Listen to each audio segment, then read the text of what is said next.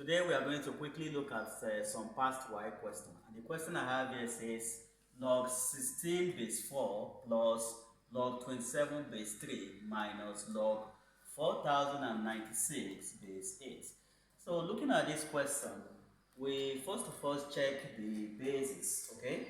Each of these questions has different bases. So in that case, we apply the third law of log, okay? If you remember, I'll say recall that if I have log a raised to the power of m base b can be written as m times log a base b. Okay, that's the third law of log, and that is what I'm going to apply here. So looking at this now, I'm going to take the question by writing log 16 will be 4 raised to the power of 2. So I have 4 raised to the power of 2 base 4 plus 27 will be 3 raised to the power of 3. So instead of writing 27, I'm going to write log 3 raised to the power of 3 base 3 minus log 4096 will be 8 raised to the power of 4.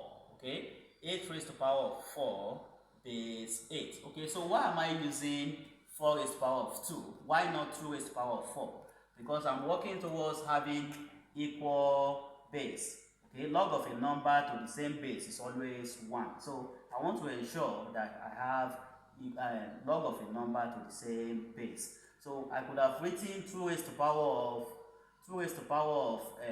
4, but I chose to write 4 raised to the power of 2 because I want to have log of a number and to the same base. Okay, so in this case now, using the third law of log, so this becomes 2 multiplied by log 4 base 4 plus this also becomes 3 log 3 base 3 minus 4 log 8 base 8.